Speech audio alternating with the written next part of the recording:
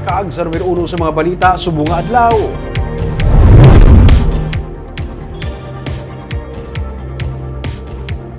Punong barangay sa Barangay Tangub nga si Noli Villarosa nagahingyo sa karon sa syudad kag sa kaap nga aksyonan ang mga illegal structures nga nagapabilin sa sulod mismo sang Old Airport sa Bacolod City.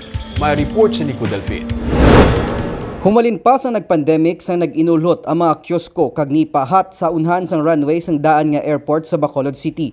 Makita man diri ang mga balayan sang manok. Pila lamang ini sa luyag ni Barangay Tangub punong Barangay Noli Villarosa nga makakas sa bulig sang City Legal Office. Bangod suno sa iya, wala man naglisensya bisan sa barangay ang tag-iya sa mga baligyaan nga yara sa nasakpan sang propiedad sang Civil Aviation Authority of the Philippines. Sang COVID, ginpauntat mo na da, nagbulig man gani kita, tungod livelihood to, ginsigi-sigi nila, ila na nada kayo, may koneksyon, kag empleyado sang kaap, siguro, wala takbalo kung ano lang nga muna pag amo na ang tama sa power force sa kapitan.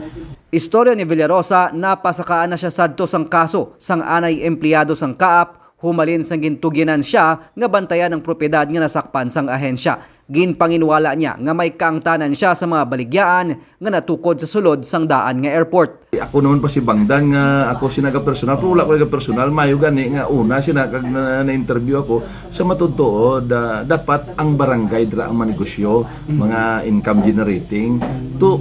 Pero sinong nagtolerar sa iya? The big question mark, sinong naghatag power sa iya nga mapatindog da? So ang barangay wala kami dayaga intra tungod nga gikuan kami power. Supposed to be area of responsibility ko na pwede ako kasulod. Hindi gani ko kasulod. Gintinguaan nga makuhang bahin sang tag-iya sa mga structure sa sulod sang daan nga airport. Apang nakakandado na ang mga gate sang daan nga baluparan. Sunod naman kay Bacolod Silay Airport, Kaap Manager Ruel Aranzado, ila naman ginausisa ang nasambit nga mga structures. Nag-ayo naman sadtong ila anay empleyado nga matagaan sang panahon para mahimos kag mauntat na ang mga activity sa natukod nga structures. Samtang ginsiling naman ni City Legal Officer Attorney Romeo Carlos Ting Jr. nga ang katapo sang City Engineer's Office ang natalana man nga maga-survey sa daan nga airport dungan sang pag-inspeksyon sa mga illegal settler families pati na sa iban pa nga mga structures nga sarang maapektuhan sang ginaplanong nga access road nga magaangot sa Tangub kag Barangay Singkang Airport. Nico Delfin para sa DigiCast Negros.